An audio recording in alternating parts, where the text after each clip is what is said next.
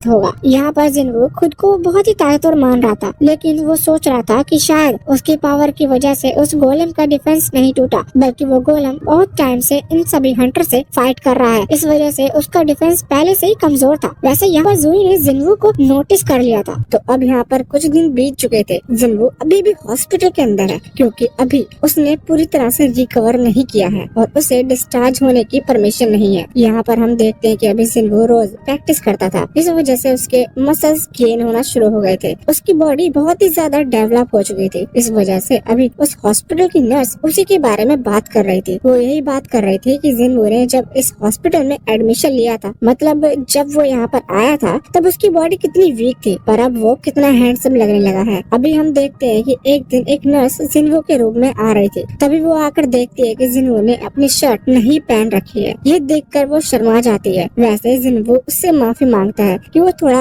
Workout कर रहा था, इस वजह से वो शर्ट नहीं पहने हुए है। लेकिन वो नर्स भी माफी मांगती है क्योंकि उसने आने से पहले गेट नॉक नहीं किया था। अभी प्रॉब्लम यहीं पर सॉल्व होती है। वैसे वो नर्स बताती है कि वो यहाँ पर क्यों आई थी। वो कहती है कि अब तुम्हारे डिस्चार्ज होने का समय हो चुका है, तो तुम्हें कोई कमजोरी या फिर ऐसी कोई सिम्टम्स महसूस तो नहीं हो रहे ना, जिससे कि लगे कि तुम्हें अभी भी तुम पूरी तरह से रिकवर नहीं किए हो। जिन्हों कहता है कि ऐसा कुछ भी नहीं है, वो पूरी तरह से ठीक हो चुका है। इसके बाद वो नर्स कहती है कि ठीक है, तुम काउंटर पर जाकर एप्लीकेशन फिल कर देना कि अब तुम रिकवर हो चुके हो, तुम्हें डिस्चार्ज कर दिया जाएगा और फिर तुम घर जा सकते हो। जिन्हों यहाँ पर उसे इतने दिन ख्याल रखने के लिए थैंक यू कहता है। वैसे वो नर्स जिन्हों से उसका नंबर मांगने लगी थी। अब यहाँ से सीन चेंज होता है और हमें एक न्यूज चैनल के टेलीकास्ट को दिखाया जाता है। यहाँ पर अभी एक न्यूज एंकर एक यून होक नाम के हंटर का इंटरव्यू ले रही थी। हमें जानने को मिलता है कि यून हो असल में टॉप 7 हंटर्स जो कि एस रैंक में उनमें से एक है। अभी यून हो का इंटरव्यू चल रहा था। वो यूनो से पूछती है कि यूनो अपना ज्यादातर समय कहाँ पर इन्वेस्ट करता है। यूनो कहता है कि वो हमेशा हार्ड वर्कआउट में अपना समय बिताता है। इस पर वो एंकर कहने लगती है कि क्या तुम्हें लगता है कि ये पे ऑफ करेगा, क्योंकि तुम अब स्ट्रांग हो और तुम्हारी गिनती भी बहुत स्ट्रांग हंटर्स में आने लगी है। तुम्हें पैसे की भी कोई कमी नहीं है, फिर भी तुम वर्कआउट क्यों करते हो? अब तुम्हारी बॉडी तो इतनी अच्छी हो चुकी है। वो बताता है कि वो ऐसा इसलिए करता है क्योंकि पहले फायर डिपार्टमेंट में था और उसने हंटर का ग्रुप इसलिए ज्वाइन किया जिससे कि वो लोगों की रक्षा कर सके। अगर वो एक दिन भी वर्कआउट नहीं करेगा तो उसके हिसाब से उसकी बॉडी को जंग लगने लगेगी और वैसे भी एक छोटी सी गलती कई जानों को गवा सकती है, इसलिए वो नहीं चाहता कि वो कभी ऐसी कोई गलती करे। अब हम देखते हैं कि अभी जिन्हों की सिस्टर भी इस न्यूज चैनल को देख रही थी। वैसे तभी वो नोटिस करती है कि वो स्कूल के लिए ऑलरेडी लेट हो चुकी है। इस वजह से अब वो जाने लगती है, लेकिन पहले वो जिन्हों को आवाज लगाती है जो कि अब हॉस्पिटल से लौट कर आ चुका है। जिन्हों यहाँ पर उससे कहता है कि तुम संभल कर स्कूल जाना। वैसे जिन्हों ने इस वक्त टी शर्ट पहन रखी थी, लेकिन उसकी बहन जिन्हा उसके एब्स को नोटिस कर लेती है। वो जिन्हों से कहती है कि कहीं तुम वर्कआउट तो नहीं कर रहे, तुम अभी अभी हॉस्पिटल से आए हो। लेकिन जिन्हों कहता है कि नहीं, चिंता मत करो, मैं कोई हैवी वर्कआउट नहीं कर रहा। वैसे जब जिन्हा अभी जिन्हों के थोड़े पास आती है तो वो नोटिस करती है कि जिन्हों की हाइट पहले से बहुत ही ज्यादा बढ़ चुकी है। जिन्हों ये भी चीज देखकर सोचता है कि कहीं ऐसा मेरे हैवी वर्कआउट और उस सिस्टम के चलते तो नहीं हो रहा। वैसे अब जिन्हा वहाँ से स्कूल के लिए निकल गई थी। जिन्हों उसे अम्ब्रेला देता है और बाय करता है। अब जब वो वहाँ से चली गई थी तो जिन्हों अपने लिविंग रूम में आता है और वहाँ पर आकर अपने सिस्टम विंडो को चेक करता है।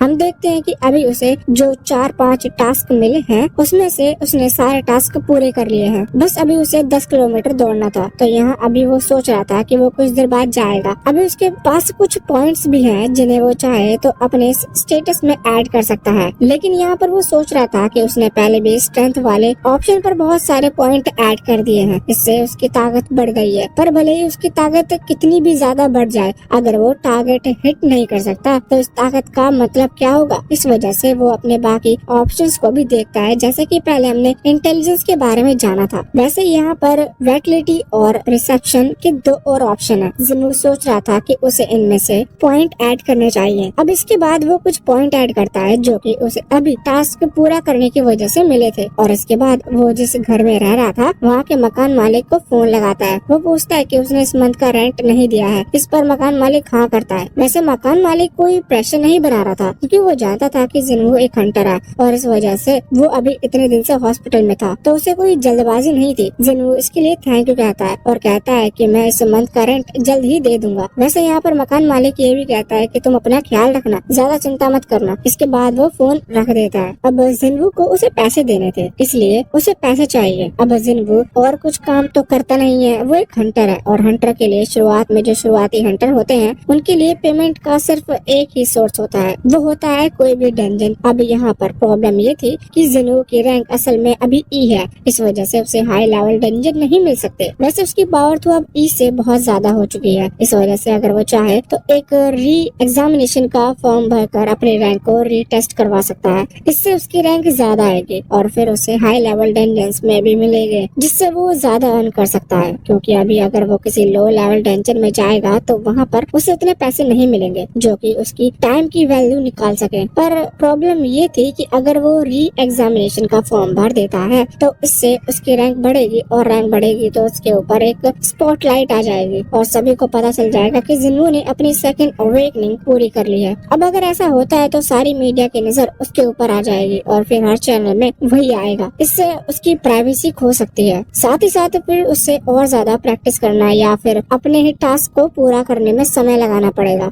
इस वजह से वो खुद को हाइड कर रखना चाहता था, जिससे कि किसी को भी उसकी पावर का पता ना चले। वैसे इस वक्त वो अपने फोन में अभी डंजन को देख रहा था कि कौन सा डंजन कितने लेवल पर है और किसके लिए वो अप्लाई कर सकता है। पर अभी वो डिसाइड करता है कि उसे कुछ टाइम और सोचना होगा। अब उसने फोन रख दिया था, उसी समय उसे एक नोटिफिकेशन आती है, जिसे देखने के बाद वो थोड़ा सा शॉक हो गया था और फिर वो तुरंत ही घर से भागता है। अभी लोकेशन थोड़ी दूर थी, इस वजह से उसने फिर भी कोई गाड़ी नहीं ली थी, क्योंकि अभी उसके पास एक टास्क है, उसे 10 किलोमीटर दौड़ना है, जो कि अब उस लोकेशन तक पहुँचते पहुँचते कंप्लीट हो जाता है। यहाँ पर जब जिसने उसे बुलाया था वो उससे मिलता है तो सामने वाला आदमी अपना नाम गोंग बताता है। यहाँ पर असल में वो लोग एक डंजन में जाने वाले हैं, जिसके लिए जिनवू को बुलाया गया है। अभी यहाँ पर गोंग की जो टीम थी उसमें एक लड़का था, वो आगे आकर कहता है कि वो जिनवू को जानता है। वो ये कह रहा था कि जिनवू बहुत फेमस है क्योंकि सब उसे वीकेस्ट हंटर कहते हैं, मतलब जितने भी ह्यूमैनिटी में अभी तक के हंटर हुए हैं उनमें जिनवू सबसे कमजोर है। इस पर बाकी लोग हंसने लगते हैं, पर फिर गोंग उन्हें चुप करा देता है। साथ ही वो यहाँ पर जिनवू से माफी मांगता है उनके बिहेवियर के लिए। इसके बाद जिनवू उससे पूछ रहा था कि क्या सच में तुम लोग के साथ डंजन में जा सकता हूँ। इस पर गोंग कहता है कि बिल्कुल, हमने तुम्हें इसलिए बुलाया है, माना कि तुम्हारी रैंक अभी कम है पर फिर भी हम तुम्हें साथ ले जा रहे हैं क्योंकि हमें तुमसे कोई फाइटिंग हेल्प नहीं चाहिए, हमें दूसरी हेल्प चाहिए। अभी जिनवू नोटिस करता है कि सामने जितने भी लोग हैं वो टोटल 6 हैं, उसमें से 4 रैंक सी पर है और बाकी जो दोनों हैं वो रैंक डी से नीचे हैं। रैंक डी से नीचे मतलब ई रैंक नहीं कह सकते, पर अभी रैंक डी को लेकर पॉइंट कर रहे हैं। वैसे जिनवू पूछता है कि आखिर उसका क्या काम रहेगा। इस पर गोंग कहने लगता है कि जिनवू को